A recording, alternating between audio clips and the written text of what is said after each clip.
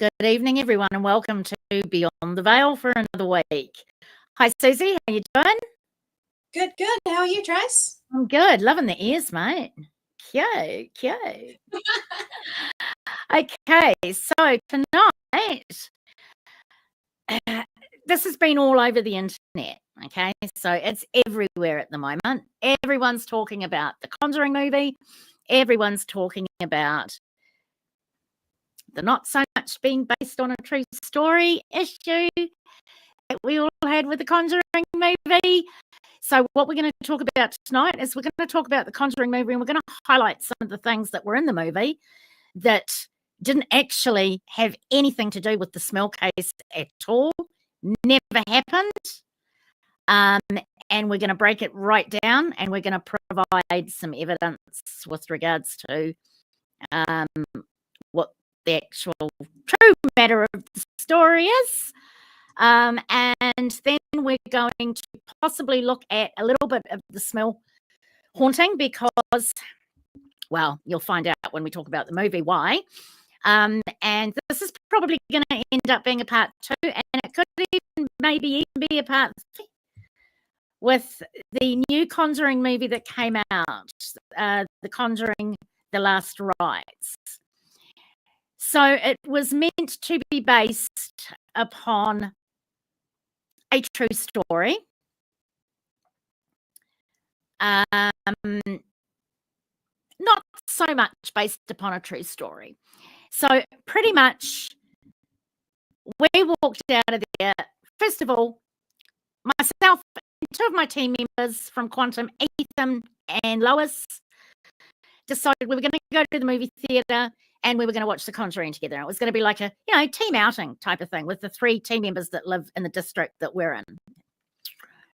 And so we went, and we all went all out. We went and we stayed at the Lux Theatre. We went to the Lux Theatre, which is the big recliner leather armchairs you sit in, and you've got a little table, and you get a meal, and, you can order off the menu, and they've got a bar, and they bring you a meal, and they bring you some drinks. So we went into the bar. Sorry, Sos? So you can sleep through the movie? Well, I couldn't recline my seat, otherwise I would have slept through the movie. Mind you, you know what? I probably should have slept through the movie, in all honesty. We'll get to that in a second. So we went in there. I have to say we came out and we were all pretty much on the same page. Ethan gave it a 4.5. I gave it a 4, and Lois gave it a 3.5. Oh, wow. The movie was all over the place. And to be quite honest with you, it was completely hijacked by the Warren story. I really feel for the Smurl family. Yeah. Their story wasn't really included in that movie at all. Oh, really? Yeah, it was unbelievable. I was quite shocked, to be quite honest. And we're going to go through it in a second. I'm going to take certain cases because what was presented in that movie had no bearing on the truth whatsoever. And I'm going to say at the end of it why I think that's happened, or why a lot of people think that's happened.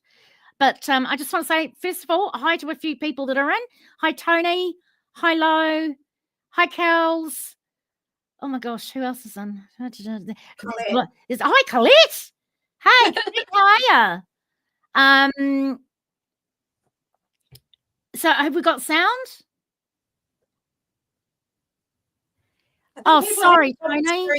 Oh, Lona. Hey, Lona. Yeah, it sounds like people are having problems hearing you. Really? I checked my mic. It was working okay. Sounds good to me, but...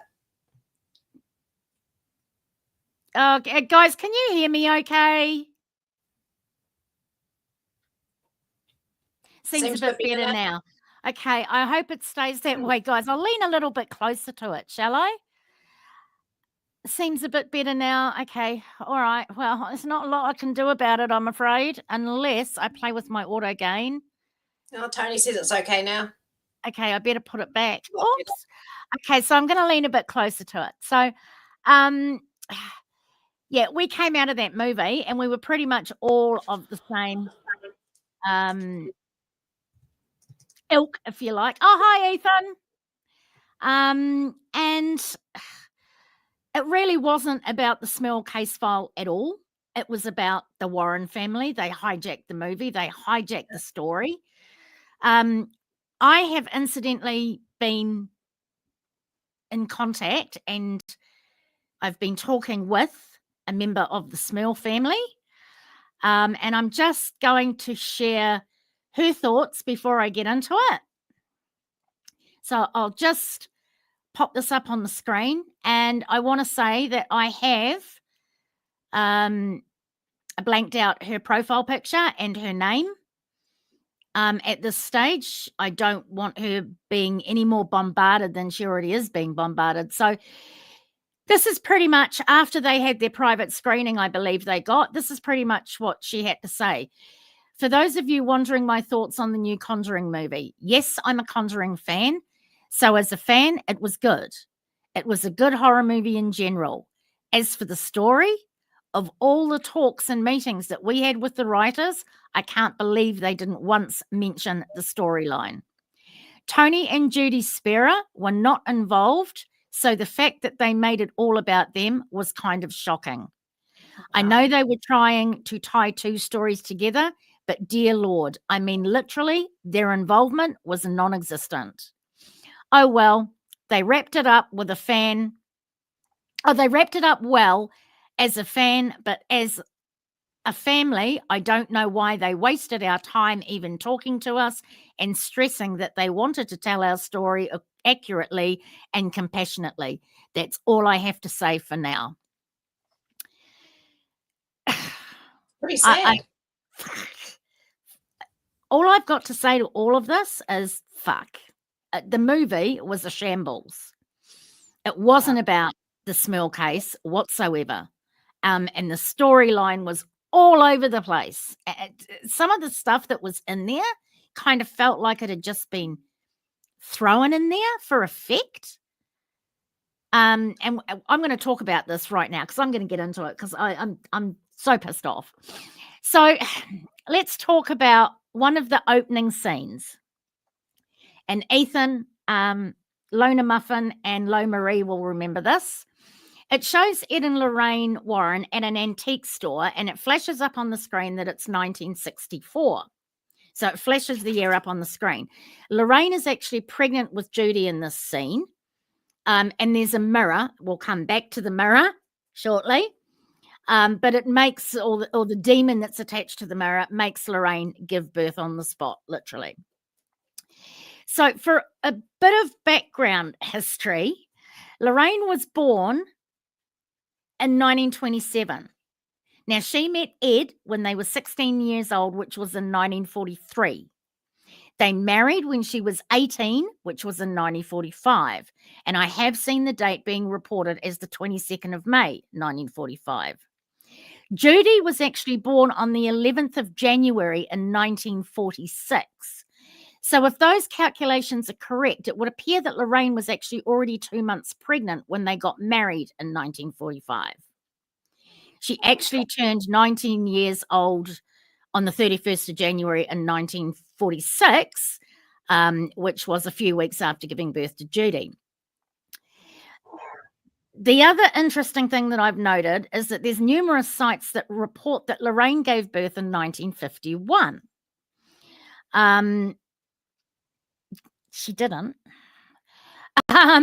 They were not according to the things that I found out, they were not investigating the paranormal in 1941, but they were making, they weren't investigating the paranormal in 1946 when they gave birth to Judy. When she gave birth to Judy, they were not investigating the paranormal. They were making a living selling Ed Warren's paintings, I believe. NESPA, which is their organization they founded, the New England Society for Paranormal Psychic Research, I think it was, or Paranormal Research, was founded in 1952, and their first major case was in the 70s. So in that opening credit, it shows her pregnant, Lorraine pregnant, in 1964, but Judy was actually born like years or earlier in 1946. Way earlier. So that's my number one thing. Hello, you're basing this on a true story? That ain't true, for starters. So let's get to the next bit. Judy and Tony Sparrow's involvement in the movie. So the movie shows that Judy was very involved in the Smurl case. There's actually a bit where she takes off and Lorraine goes to get her from the Smurl's house. And she says, "Oh, Mum, we've got to help these people." But Judy herself has stated she was never involved in any of their cases. And she was certainly not involved in the Smurl case whatsoever. As I've shown, sorry, Sus? Interesting. Yeah, it is. It's really interesting. As I've actually shown you from one of the Smurl family daughters that I'm talking to, she even states that Tony and Judy were not involved in the case.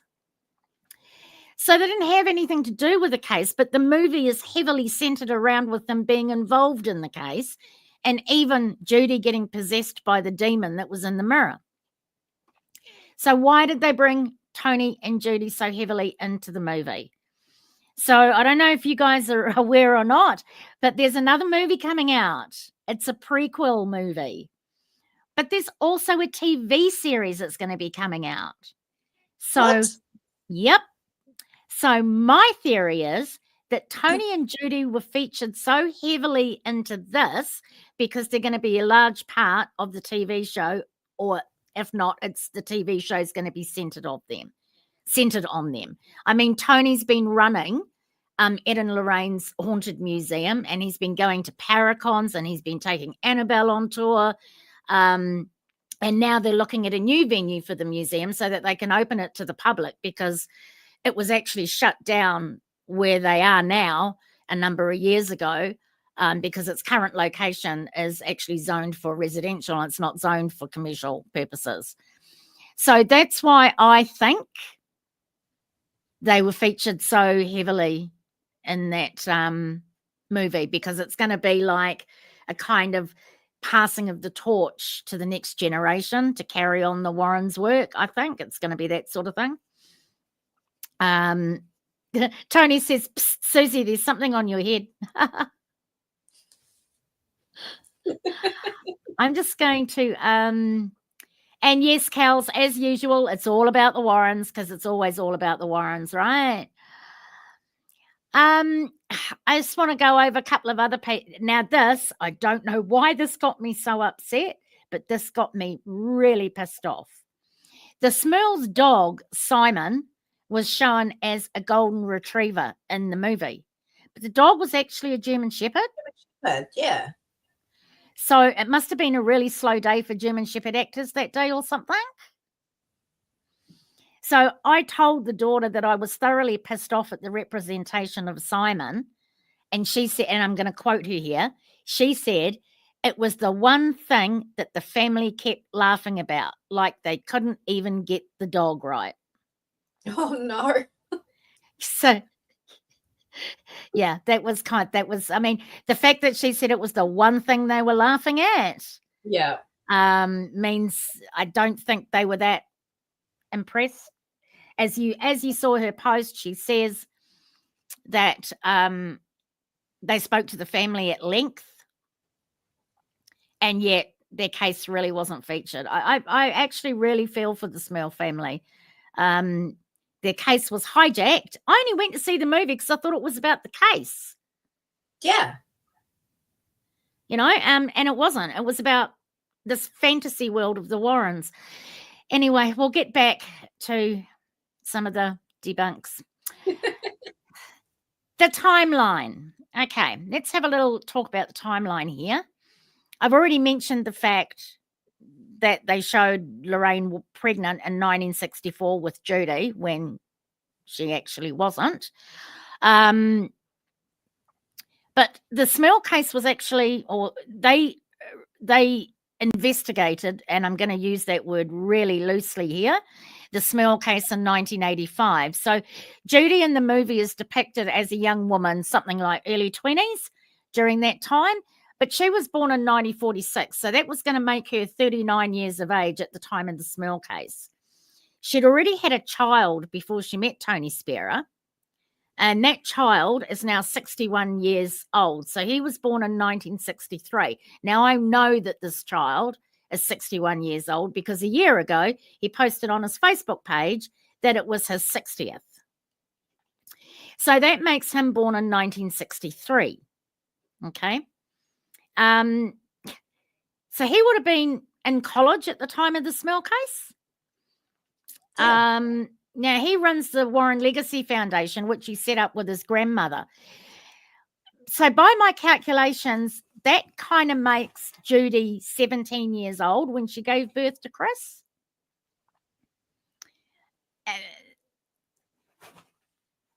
About that? Tony, I'm going to answer your question right at the end. I'll answer any questions. Please chuck them at me. I'll star them and we'll go through them right at the end. So I have heard that she was married prior to Tony, but with the calculations of how old Chris McConnell is, which is Judy's son, that kind of makes him Judy's 17 years old when she gave birth. So the other thing that it says the movie was the last case of the Warrens and like that they gave up investigating after that point. But Johnny Zaffis has actually posted on his Facebook page. Now, Johnny Zaffis is the Warrens' nephew.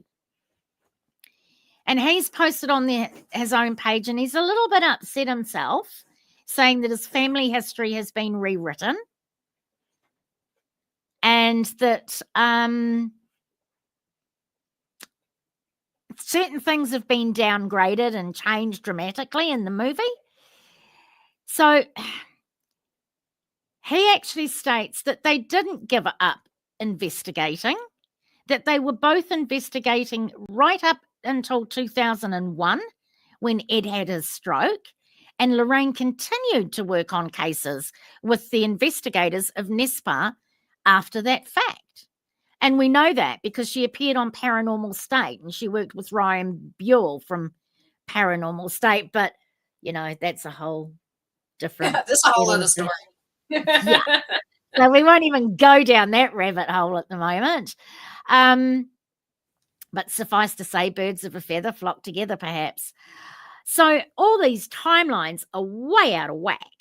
And the movie's presented this little fairy tale story that just absolutely does not represent the real world and what actually has been documented. So that's important. So this big one I want to talk about, the mirror. And for those of you who haven't seen the movie, I'm going to give you a spoiler. So spoiler alert. Well, I've given you lots of spoiler alerts. Here's another one. The movie centers around the fact that I think it's Heather's, or is it Dawn's? It's one of the older kids. No, I think it's Heather. It's at Heather's. It's Heather's confirmation gift. Her grandfather and grandmother give her a confirmation gift the day of her confirmation. And it was this great big, massive full-length mirror. This was not in the Smurls case at all. Heather did not receive a mirror as confirmation gift from her grandfather. The mirror that they're talking about features in the beginning of the movie, and it's the demon in the mirror that makes Lorraine give birth to Judy, right? It features at the end of the movie, and supposedly it's the mirror in the attic where the demon is inside of. Right? So the mirror concerned is actually indeed in the Warrens Occult Museum, but it does not look like the mirror in the movie, and it had nothing to do with the Smurls case whatsoever. It was actually obtained from a man who spent many hours gazing into the mirror in an attempt to conjure conversation with his deceased relatives. The man later was actually admitted into a mental asylum, and his family called the Warrens and asked them to come and remove the mirror. So it's got nothing to do with the Smurls. Nothing. That's crazy. There's all this stuff in the movie that has nothing to do with the Smurls at all, or their case.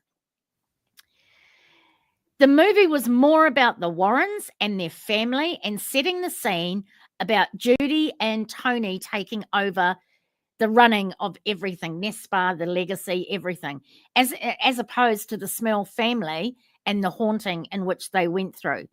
In fact, there's hardly anything in that movie that is true about the Smurl case. There's one incident where this massive light crashes from the ceiling, and that was on the day of Dawn's confirmation, and it hits one of the kids.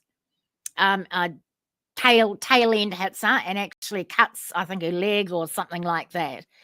That one was right. I don't know if there was much else that was true.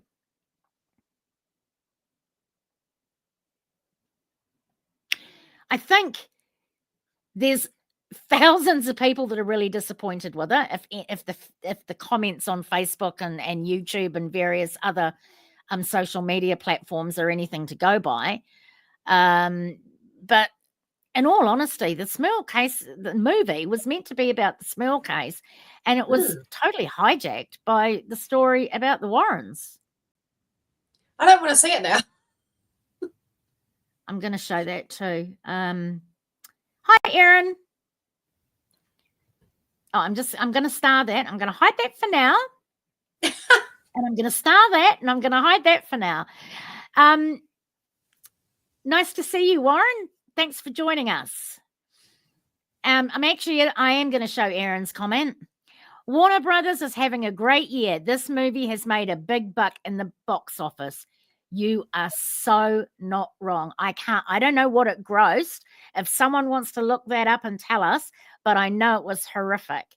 And I know at some movie theaters, they even had a priest blessing people before they went into the theater.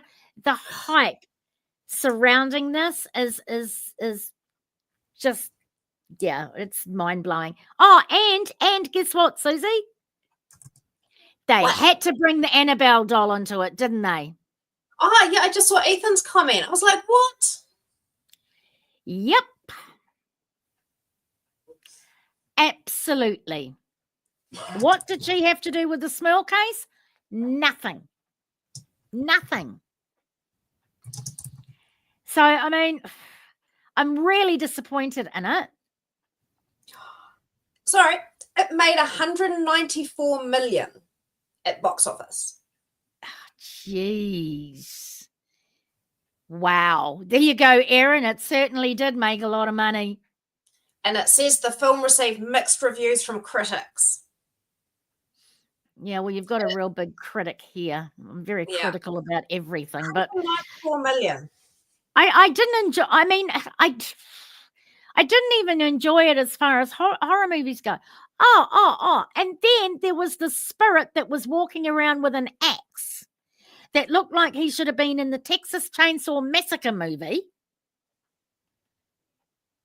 That supposedly was a guy who murdered his family there or murdered his wife there or some rubbish. And there was never actually a murder there at all. So I think all three of us walked out of that movie theater very confused about what we just watched. As I said, I went myself just to learn more about the Smurl case file. And of course, I was keeping in mind, this is Hollywood. This is a movie. I might not get to hear what I want to hear, blah. But I expected a little bit more than 5% of truth. If you're going to say something's based on a true story, I think you need a little bit more than 5% of truth. I'm going to just put up Lona's comment. creative liberties detracted from the Smurl family story. Michael Chaves or Chavis or whatever his name is, anyway, needs a slap. The director has only been involved in Hollywood horror slap. Oh, yeah, well, that bloody showed. That's a dead cert. Annabelle had a few cameo appearances, which was just dumb. It was worse than dumb. It was like... Okay, let's have a look at some of these. I've probably got more to say, but Tony says it's all about appealing to the masses, I think. Tony, you're right. But, I mean, I think they were a little bit off with this one because it didn't seem to appeal to a lot of people. Okay, you're always going to have mind-numbing individuals that think it's fantastic. But if you know anything about the Warrens and you know anything about the Smurl family haunting, you're not going to think that's a dead set. Oh, and Tony said, "Psst, Susie, there's something on your head." Tony also said, "I'm sorry, I'm completely unaware of the story or movie. Is it a New Zealand production and based on fact?" No, it's an American one, Tony. It's supposedly based on fact, but it's based on a load of caca. If anyone doesn't know what caca is, it's a word that we use in New Zealand quite a while. It means bullshit, basically. I don't really know what more to say apart from that on the actual movie itself. Kels, was Annabelle in her protective glass case? No, she wasn't. She was roaming around free. I've got some pics I want to show you.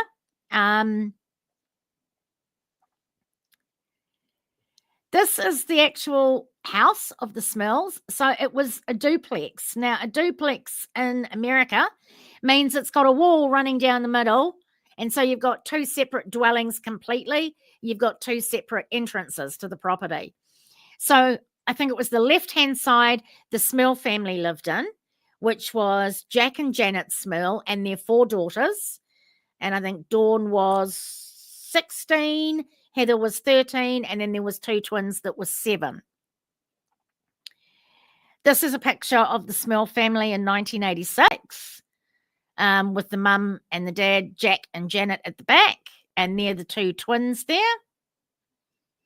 And I think that's the older child, which was, I can't remember whether it was Dawn or Heather now, and that was the 13-year-old from memory. And there's the Warrens holding court with the press, as they did on the steps of the Smurl family residence. It was in 1986.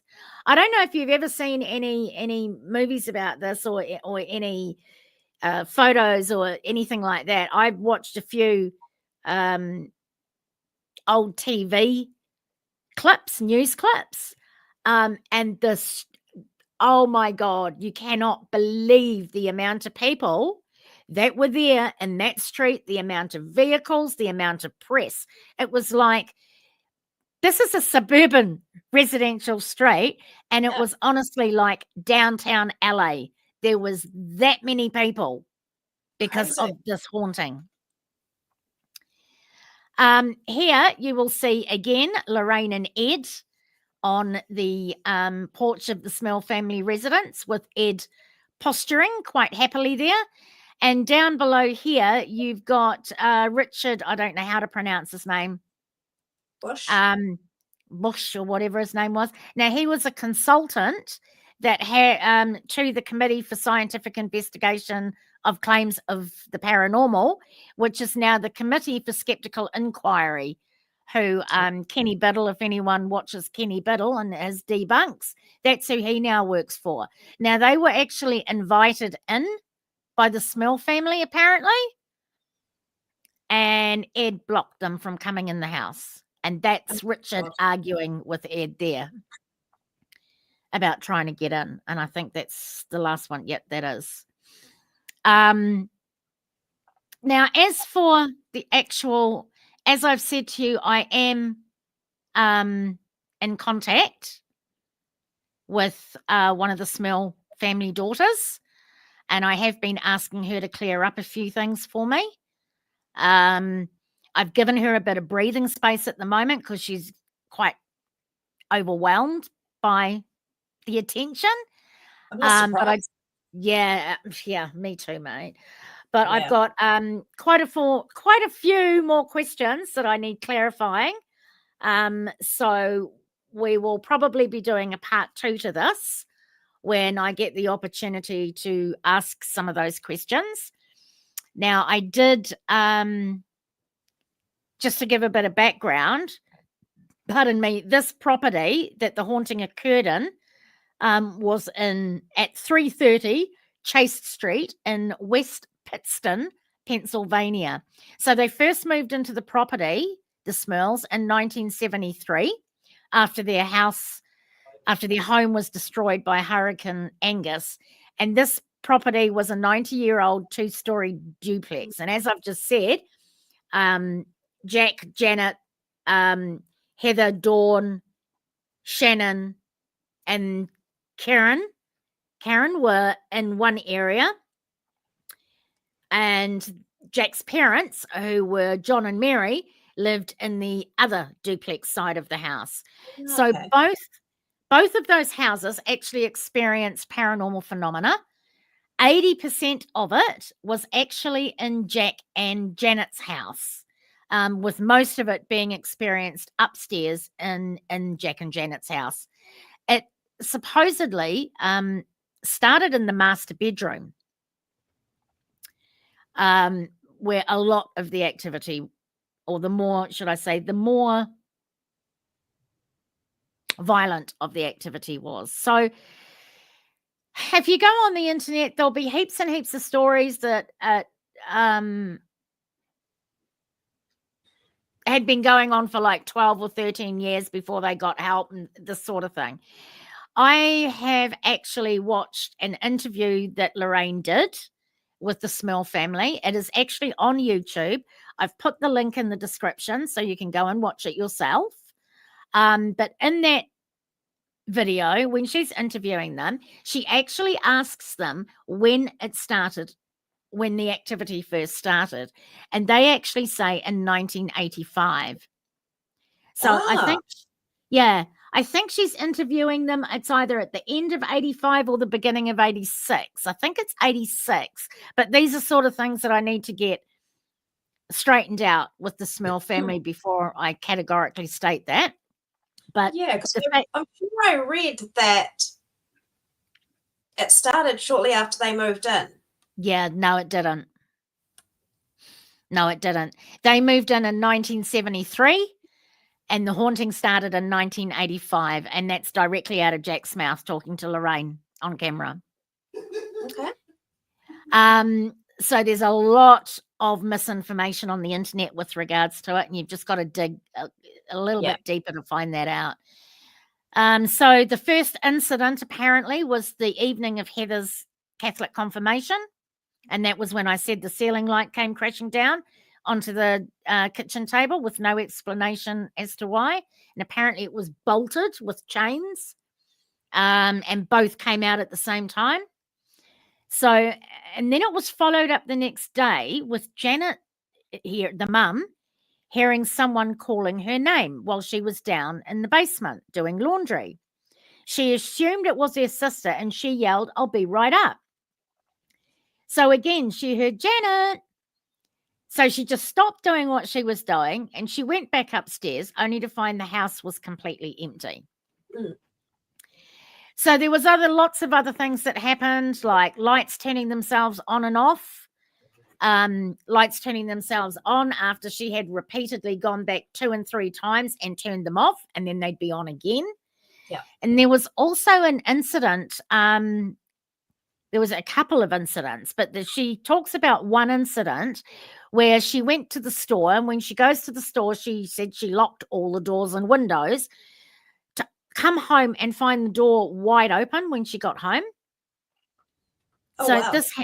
this happened quite a few times. Now, this is a weird one, guys. On 3 occasions, she found Simon, their 3-year-old German Shepherd, who was inside, now outside with the door shut. Now, this was when no one was at home except for Janet, and all the doors were shut. And this also happened in reverse. When she would go to the shop, she'd put Simon outside of the house and lock all the doors up. And then she would come back and she would find Simon inside with all the doors still locked. She says it wasn't a case of forgetting that she hadn't put the dog out. And it was almost like the dog was being either let out while she was gone or brought into the house when she was gone. So there is a story about one day when she was in the bathroom. The dog was upstairs in the master bedroom. Jack was sitting on the stairs and they had a very narrow stairwell. And there was one of the NESPA investigators standing towards the bottom of the stairs talking to Jack. They'd mentioned that the dog had been very quiet in the upstairs bedroom. So they called him and he came out from the lounge downstairs and stood at the bottom of the stairs as if to say, what? But he was meant to be upstairs. He was in the bedroom. There was no way the dog could have gotten down the stairs without Jack having to move because the stairwell was so narrow. So that it's almost like he's being transported here and there and, do you know what I mean? Yeah. The haunting started out, as most hauntings start out, with knocks, mostly in threes apparently, and bangs, as well as foul odors that were permeating the house. They reported that their TV and various other electrical appliances had burst into flames. Water pipes had leaked even after being resoldered and fixed, and scratches appeared on the paintwork and on bathroom fittings. Things then escalated to toilets flushing, and this isn't just one or twice, this is constantly. And before anyone says, oh, it'll be an automatic flushing toilet, we didn't have those back in 1985, and we certainly didn't have them in private residences back in 1985. Drawers were opened and closed in front of them. Footsteps were heard on the stairs. Radios would turn on when they were not even plugged in. A toaster caught fire when it was not turned on or plugged in. And rocking chairs rocked of their own accord. This one is interesting. There were claims made by the mother-in-law or the grandmother from next door, Mary, that she heard loud profanities and obscenities coming from next door. She heard it through the walls. She was absolutely horrified at it. She finally confronted Janet, thinking that it had been Janet and Jack that had been arguing, only to be told that no, they hadn't had an argument for like years or months or whatever it was, and no one had been arguing. It wasn't long after that Janet claims that she saw a black human shape materialize in front of her. Now, Mary has also said to have witnessed this in her kitchen. So it looks like, if their stories are to be believed, that the entity went between both of the residences. The attacks continued, and they included their German Shepherd being thrown against a wall. Poor Simon. Now, that was in the movie. I don't know why you had to put that part in the movie. You don't touch the dog, man. I don't know why you had to put that part in the movie when everything else was rubbish that you put in the movie. And it was heavily CGI'd anyway. So, I mean, no dogs were harmed in the making of. But Simon was thrown against the wall. Their mattresses shaking. Family members were levitated, pushed their daughter down the stairs. There was sexual attacks as well. Janet claimed that she was thrown across the room, and Jack reported that he was bit on the face, should I say. It's also reported that Janet claimed she was woken up in the middle of the night by an unknown figure sexually assaulting her. And Jack claimed that while he was watching a baseball game in the living room, he was also assaulted in the same way. Wow. He later claimed that while he attempted to say the rosary, the creature dragged him around the room. Now, I've actually seen this elsewhere being reported that he was actually in bed and he was dragged from the bed. But I guess we kind of won't know until I can get some sort of clarification on that. If I can get some clarification on that. Yeah. Now, Still, that's terrifying. That's terrifying, though. It is terrifying. Okay, So the thing is that I have seen people posting online that exclaim that they lived in that street, they were part of that neighborhood, and the Smurl family were very, very highly thought of by the neighbors. They were very devout Catholics. They were pillars of their community. He was in the Lions Club. She was in the Lionesses Club. He had a lot to do with, I think it must have been his daughter's sports and things like that, coaching, managing, helping out, raising funds, all that sort of thing. They were meant to be very polite and very trustworthy people. So, and I've seen this on 3 occasions now by people posting in on various social platforms about that. Where did I get to? There was one night, and this was also in the movie, that supposedly the neighbors reported hearing blood-curdling screams coming from the house when they knew that no families were actually there because they both left on a camping trip. Both families went on a camping trip together. So it was in 1985 that Ed and Lorraine were asked to come in and investigate the property. Now, I believe it was a friend that had given Janet their contact details after seeing them on some program and saying maybe they could help, because the Catholic Church wasn't helping at all, which is not unusual in these situations if you know about how the Catholic Church goes about these things. Yeah. So Ed and Lorraine turned up and they exclaimed the house was haunted by 3 minor spirits, and of course it had a powerful evil demon. So it was said that apparently they tried to persuade the demon to leave with prayer and the playing of holy music, and apparently the demon reacted by shaking doors, mirrors, windows, and cupboard drawers. I would have thought it would have done a bit more than that. However, so Ed Warren is reported as saying that the very first night he arrived, he said that he did not have to wait moments when he felt a drop in temperature of some 30 degrees. And then a dark mass formed 3 foot in front of him. And he's also quoted as saying that he witnessed a smoky-like substance writing filthy obscenities on the mirror, and telling him on no uncertain terms to get out. He also apparently smelt the foul odor and said it was akin to rotting flesh. They saw shadow human-like figures. Apparently there was pig noises. This is an interesting one because this is not the first case I've heard about this with the Warrens. They reported hearing pig noises coming from inside the walls just before an attack occurred. Pig noises? I guess like grunting and snorting or something like that. Oh, yeah.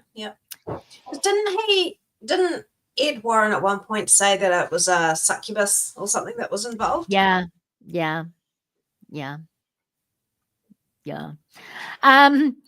So Father McKenna was quite heavily involved in conducting exorcisms in Latin, and he held over 50 masses at the home, which I've read. Now, I know Father McKenna was involved because the daughter told me what the priest's name was that had the most involvement. I know they had a lot of different priests in. All of the priests that have been interviewed have said that nothing happened at all at the time that they were there. I'm not saying it wasn't true. And that's another thing I want to say. Just a disclaimer. I am not saying it wasn't true, and I'm not saying it was true here. I'm just reporting to you guys what I've found out, what I've dug up, and what I've been told by the daughter of the family. Okay? I'm going to finish on a big note, by the way. So there was a priest from the Catholic Church that came to stay with them for 2 days, and he reported that there was absolutely nothing that happened at all. So he was called back to his parish. After the last exorcism, it has been reported that the haunting ceased.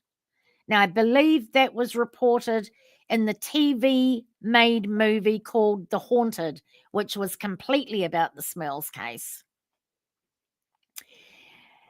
As I said, none of the priests, while doing blessings or performing masses or performing their exorcisms, it was reported in the newspapers at the time that none of them experienced anything at all.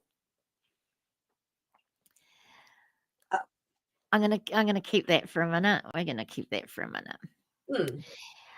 Some reports say that the haunting went on for 12 years, 13 years, 15 years, and ended in 1987. All the dates are very muddied, and there's been different reporting timeframes. And yes, I've seen it, that it says it started not long after they moved in. I've still got to get that confirmed from the daughter. I mean, she wasn't around when they first moved in, but as a family, I'm sure she knows the backstory to her own family haunting. But as I said, it's reported by Jack saying to Lorraine in that interview, and as I've said, the link is in the description. You can go and watch the interview yourself, although I will say it was 1985. The video camera was obviously a very cheap one, and the audio is really bad, so turn up your sound. But you can quite clearly hear what's being said. Now, he said it started in 85 and they moved in 73. So, yeah, no, it didn't start straight after they moved in. They moved out in 1987. Okay. So, and the reason why they moved out was the media frenzy. They never thought it was going to get as bad as what it was going to get. They weren't getting the help that they required. So they decided they were going to go to the media, and then obviously somebody's going to see it and they're going to get the help from somebody that can actually help them. It's said in the book that came out about it, also called The Haunted, I think, from memory. And I haven't read it. I've just seen it. It was said that Ed tried and stopped them from going to the press. What? I don't think that would be the case, because we all know Ed Loved the press. He lived for the press.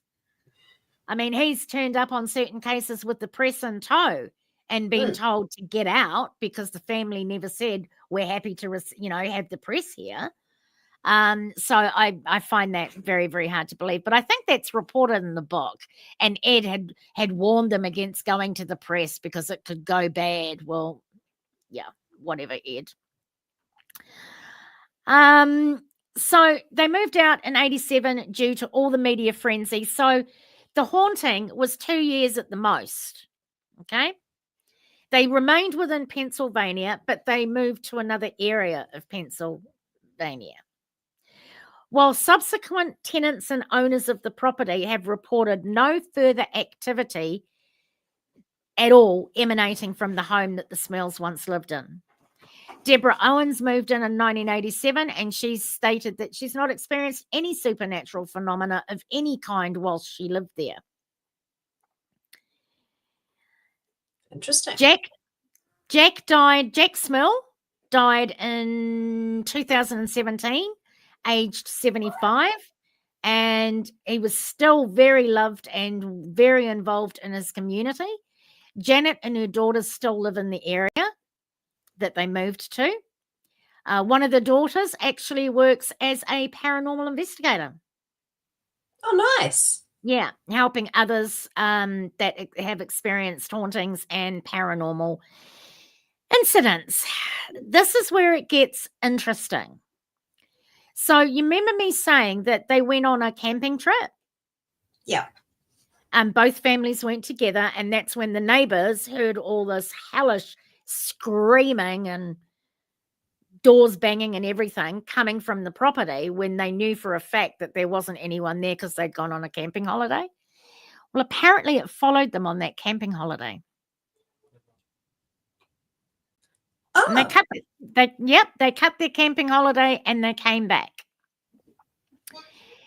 So in May 1989, there was a church-sanctioned exorcism, which is reported to have ended the haunting, according to the Fox made-for-TV movie, which was The Haunted, which was released in 91.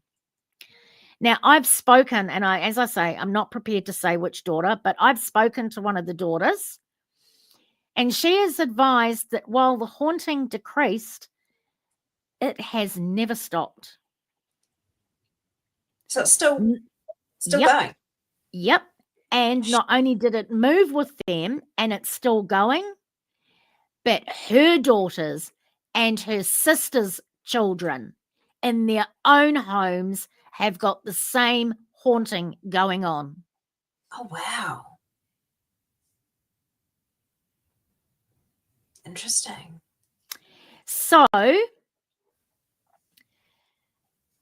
did put a piece in, before I found this all out, I did put a piece in my notes saying, so it's all well and good to say that someone moves into supposedly a haunted place and they don't experience a haunting. Sometimes maybe it's not the house that's haunted, people. Sometimes maybe it's the people who live there that are actually haunted. An attachment, Colette? Yep, could have been an attachment, but to be quite honest with you, that's a lot more than an attachment. I actually said to the Smurl daughter, and I will actually read it to you. If my phone ever wants to work, I'm going to have to get a new phone soon, or I'm going to, if no one hears from me, my phone's died. Where are we? You know, one or the other. One or the other. Okay, so where is it? Because wasn't the house built on cursed land from like the Battle of Wyoming or something?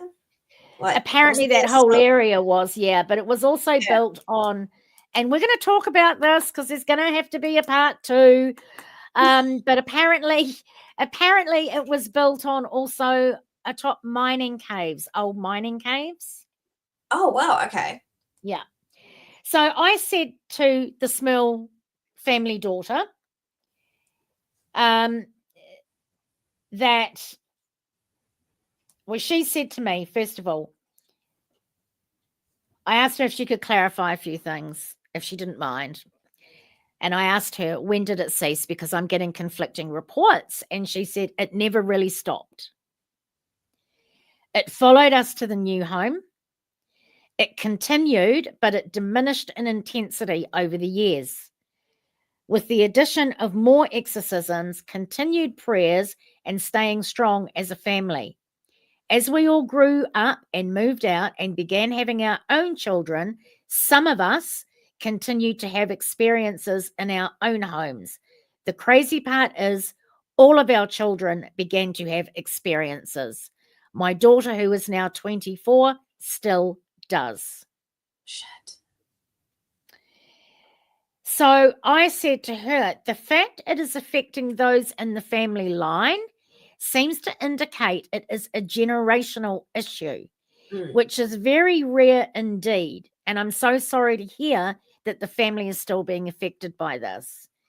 And she came back and said, yes, Lorraine did tell us that it was generational, a curse of some degree.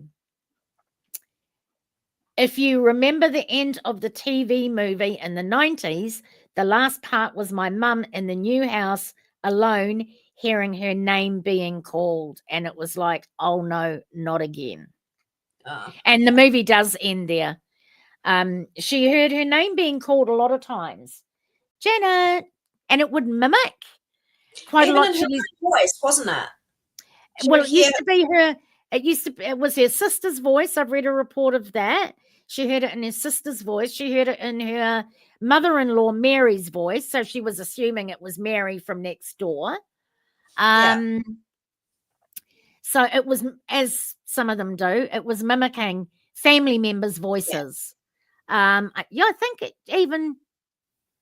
Yeah, I'm sure at one point it was.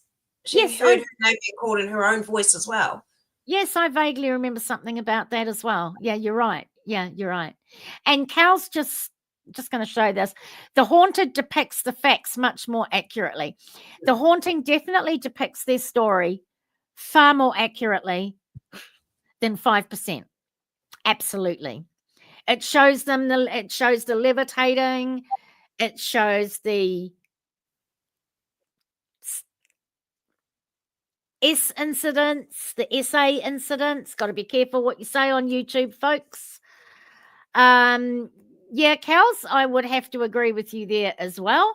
Now, I didn't want to say that to her. Being the good little paranormal investigator that I am, you never frighten people that you're talking to with what your thoughts are. Pardon me, because your thoughts can always be wrong. That's why I turned it nicely and I said, seems to be a generational issue. That's what I was meaning. So I don't know who they came in contact with, but I firmly do believe that somebody deliberately sent something their way. So there's a lot of things that could be actually debunked. And we're going to talk about this in a later podcast. There's definitely things that could be debunked and that could have very logical explanations for them. But hey, you had the Warrens involved here. Yeah.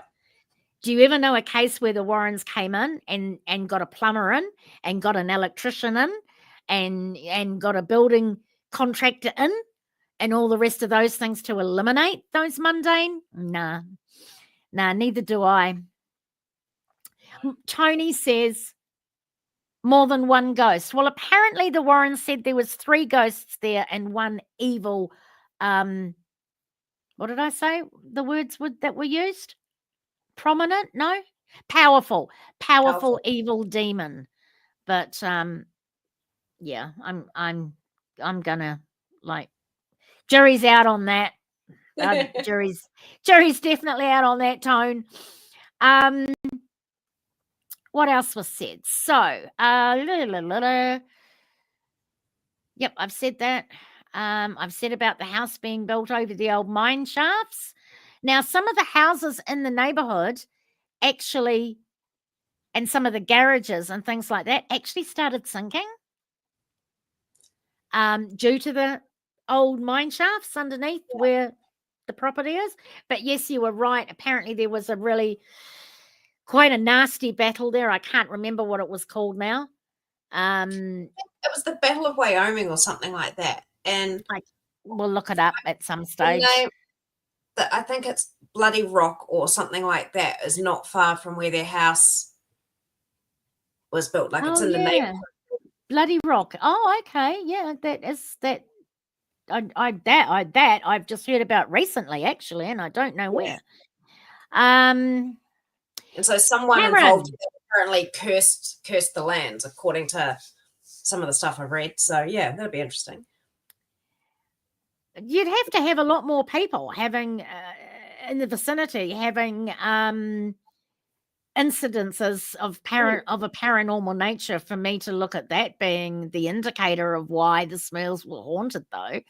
And the fact that they move away and it still happens, and then they have kids, the kids, them as kids grow up, move into their own homes. Some of them are still having it.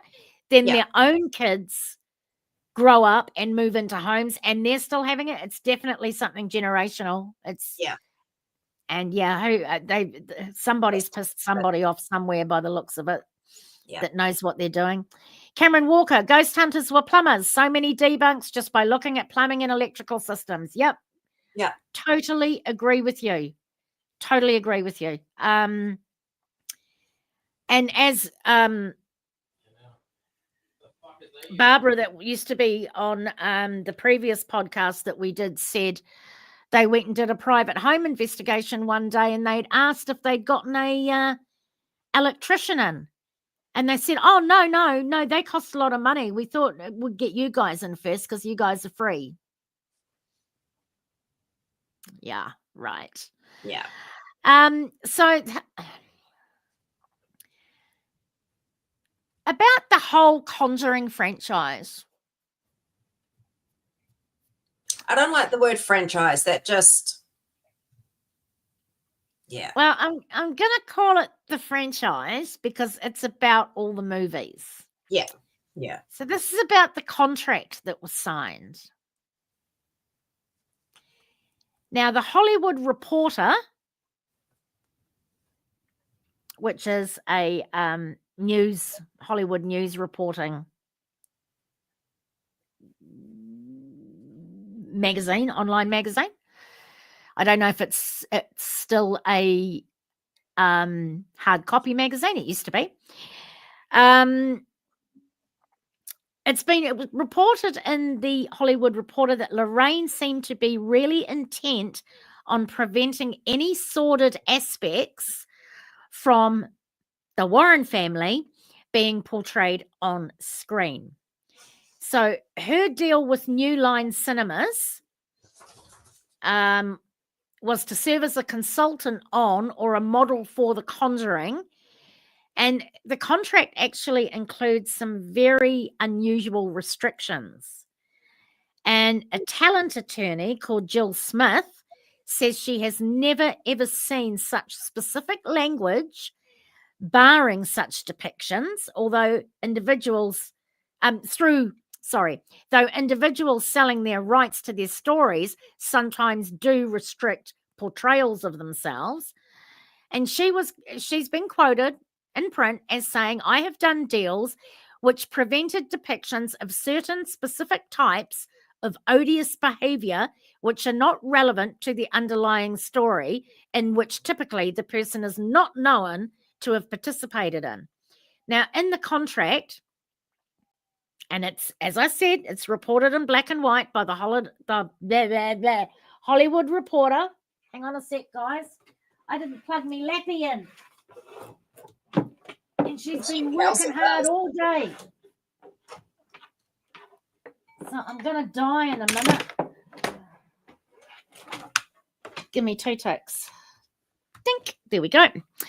So she says in print that the contract consisted of the films could not show Lorraine or her husband Ed engaging in crimes, including S with minors. I don't know how to say this. Child. Yeah. Ography.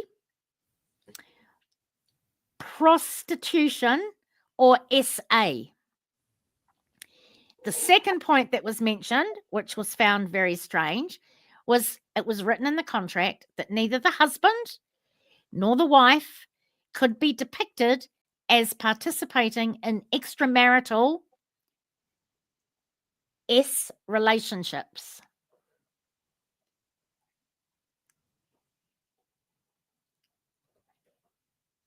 I'm just going to leave Cal's comment there.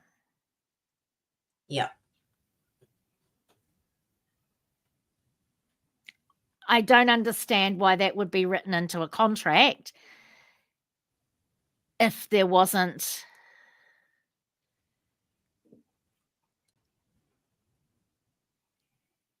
something to that. Yeah. There's got to be. There's got to be something to that. I have a cat screaming. I cannot listen to cats screaming. Come in, buddy. There you go. Yeah, it does, Cameron. I know. Sounds very specific.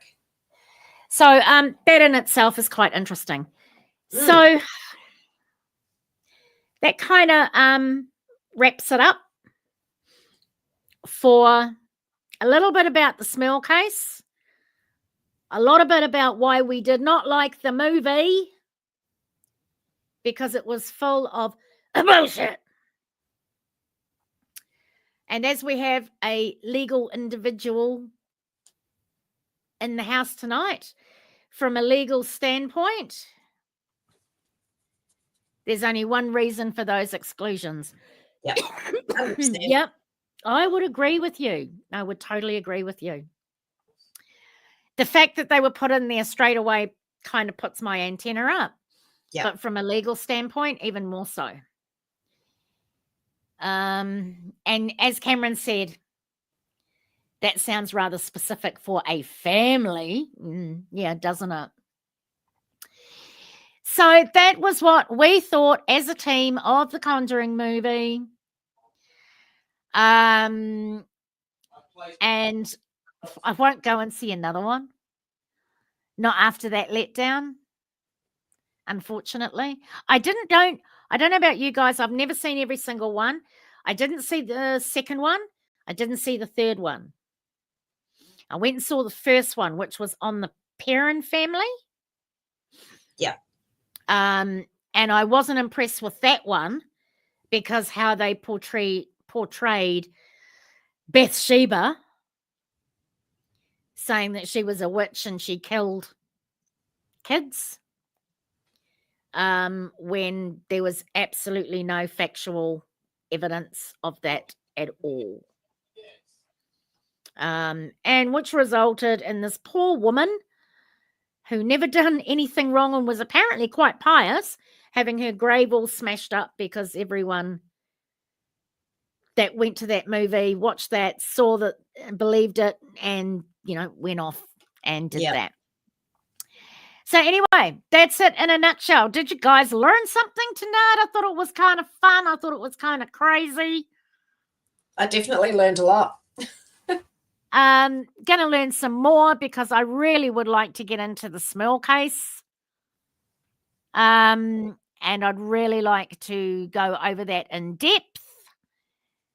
And it will be one of the numerous case files that we're going to be looking at in the future. Colette, anytime. You're welcome, hun. Anytime. But we're going to do more of these in the future. We're going to look at various case files. And as I said, we're not here to say that the family... Look, I am never, ever going to put anyone down for thinking that they have experienced something.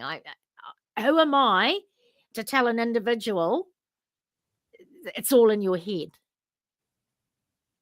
You didn't experience that. It's something else. You've misidentified it, blah, blah, blah. Unless I was there at the time that they experienced it, and I do my checks and do my due diligence and trying to ascertain what it is, I'm never going to take that away from anybody, because it's not up to me to do that. That's their experience. It's like trying to take a spiritual experience away from somebody. It's like trying to take a paranormal experience away from someone. As I say, unless I was there, unless I know the context in which it happened, it's not up to me to turn around and tell people you're full of shit. So I'm not here saying that the Smurl family imagined it, and I'm not here saying that the Smurl family didn't imagine it. I'm just putting forward to you the information that I have and that I've researched or unearthed when I've been looking into these things. And And whether or not it's true or it's not true is not for me to determine. That's up for each individual. I'm just laying bare the reports in front of you, and that's up for you guys to decide whether or not it's. Cameron, live streams? Yeah, but we will be getting into doing some videos soon. Oh, Tony. That's all of it.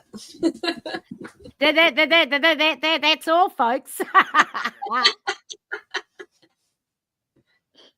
Oh dear. So yeah, that's it, guys. Thanks for joining us. I know it was brief. We're going to be bringing out the videos. The videos are going to be a lot shorter than the live streams. We're just like chatting with you guys on the live streams. It's actually really cool. I enjoy the live streams. No, I mean, I'm just looking at camera.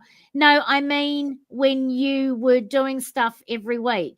Yeah, we're still doing stuff every week. And we're actually going to, I've said this before, I'll probably keep mentioning it. We've got Cal's joining us soon as a host. And we're going to actually be posting. Look, Isabel, be quiet. I'm not talking to you. We're actually going to be posting twice a week come the new year. And yeah, we got loads more stuff coming. We're really branching out. It's not all going to be ghosty stuff.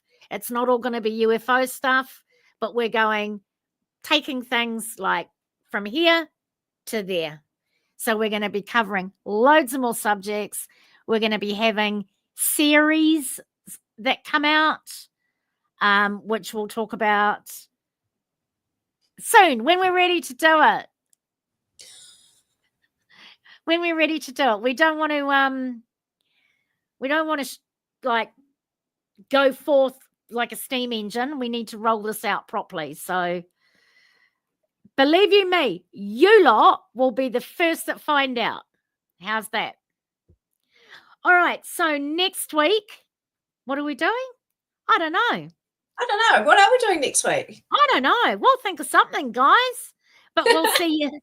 We'll see you next Friday at 8:00 for another live stream with Beyond the Veil. And thanks to everyone for turning up tonight. Have a good weekend and stay dry, guys. Catch you later. See ya.